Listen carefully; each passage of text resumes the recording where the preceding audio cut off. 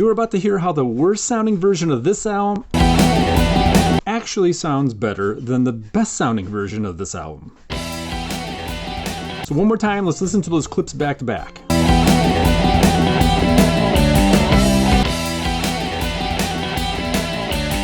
But I have to come clean with you, I have been deceiving you. No, that can't be true.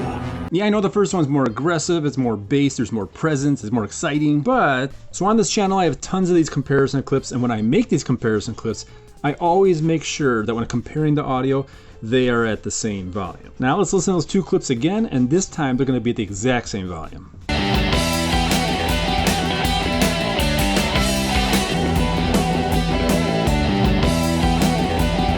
Now I know what you're thinking, oh my god, he did something, he changed the EQ, compression, whatever. I didn't do anything. I swear to Godzilla, well, the only thing I did was volume. That's the only difference compared to when you first heard in the very beginning of this video. So how could this be that I did nothing but volume and it sounded this different? It is due to something called a Fletcher-Munson curve. And it is way too complicated for me to explain in this video, so that's why later on Hedgie's going to explain it to us. Remember Black Sabbath Dehumanizer, and there was 4 different versions. 2 of them sounded really similar to each other, and the other 2 sounded really similar to each other. This is the exact same thing again. So let's listen to the 2 that sound really similar first, both at the same volume.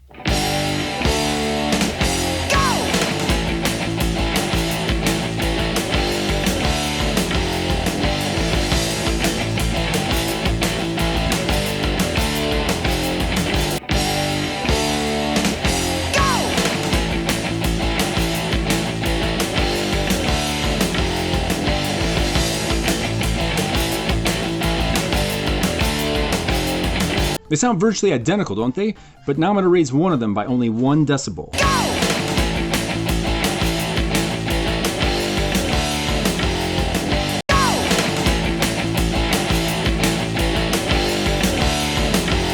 I know it's not like a night and difference day, but there is a difference between just that 1 little decibel, and that's the Fletcher-Munson curve. What Fletcher and Munson found out is that our ears are more sensitive to some pitches than others, especially at lower volumes. So, if you're listening to music quietly, you might not hear the bass as well as the treble.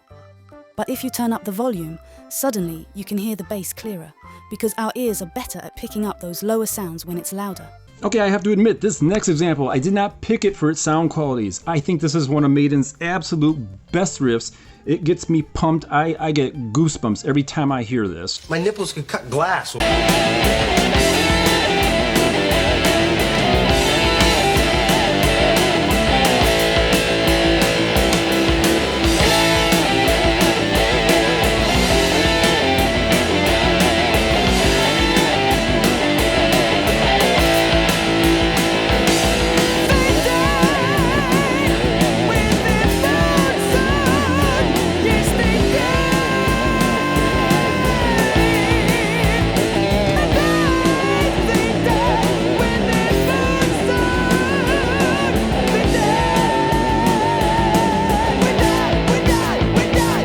Now we're gonna mix up the order.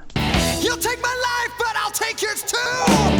You fire musket, but I'll run you through. So when you're waiting for the next attack, you better stand, there's no turning back. The fewer sounds, the times begins. But on this battlefield, no one wins.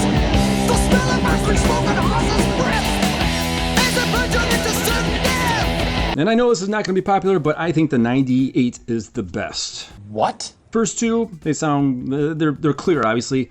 They're a bit thin sounding. In the 2015, it's too muddy. And the 98 sounds kind of like the 2015, but it's a lot clearer than the 2015. So the 98, I'm willing to sacrifice a little bit of clarity to get that punch in there and some low, thick ends. Because, I mean, let's be real here.